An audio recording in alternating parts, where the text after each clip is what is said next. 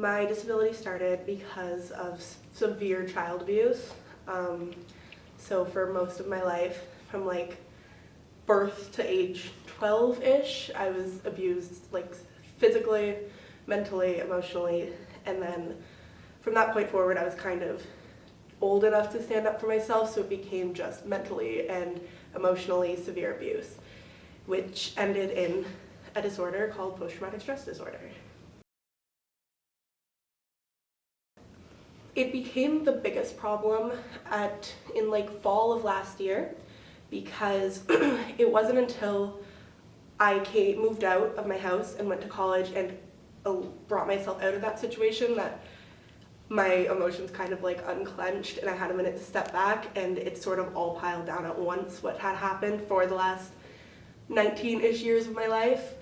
And that was when I started noticing things like I was having panic attacks when I shouldn't be, and I was getting triggered by certain things and having flashbacks to things I didn't even remember at the time. And that is how I noticed that something was happening that was not happening before.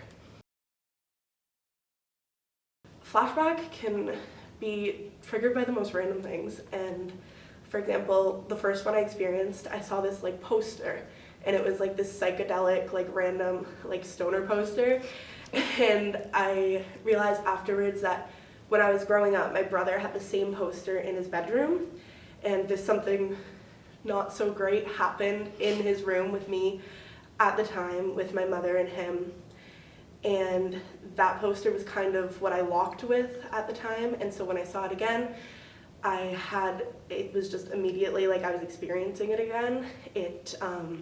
I sort of had an attack. It's just difficult to continue when you're having an attack. Like, there's a lot of shaking and crying, and it was just weird for the first time that it happened. And that's pretty much what a flashback feels like. When I went home for Christmas of last year, I'd realized that like something was going on and I didn't want it to continue. It wasn't happening before. So I made an appointment with my family doctor while I was at home, and he diagnosed me with PTSD, and I didn't want to continue seeking help in Hamilton. I didn't want to have to go to therapy meetings every week. So he ended up assigning me to a therapist in my hometown who I saw 3 times a week while I was at home, and I now talk to on the phone for an hour once a week. He put me on an anti-anxiety to help with flashbacks, panic attacks, things like that. I was on an antidepressant for a while too that he put me on. I didn't like how that made me feel, so I asked him to take me off of it. He also wanted to put me on sleeping pills because I have trouble sleeping, because I have pretty bad nightmares about things that happened. I didn't want to develop a reliance on sleeping pills, so I asked for something more natural, and sorry, he now recommends melatonin, and if that doesn't help me sleep better, I'm supposed to come back to him. I don't, but the help that I do get, like having somebody that I can call if things get too bad, someone that I can talk to once a week, it helps tremendously because I don't understand my disorder very well, and it helps to have somebody to talk to that does. I think that it's something you can't go through alone. My disability affects me in school because it's very difficult to learn when something like this is going on. Sometimes I'll wake up and I will have slept for like maybe half an hour, and it's very difficult to then get up and go to school because I was not sleeping well because of things like nightmares, or just being afraid to go to sleep because of nightmares. Or sometimes I'll be taking a test, or I'll be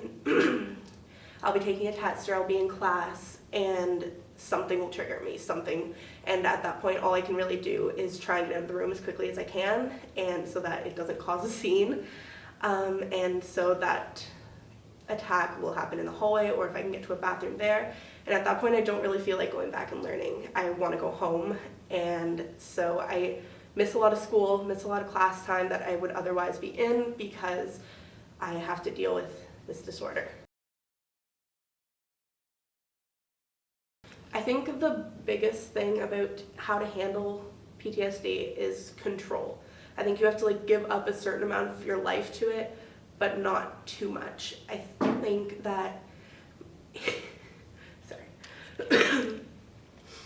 I think that you have to give enough of yourself to the disorder that you can't deny that it's happening, because if you try and suppress an attack, it's gonna build, and it's only gonna happen once. Like if I am lucky enough to be able to suppress an attack when I'm doing something important, that's going to make it much worse later in that day, and it's not likely that I will be able to.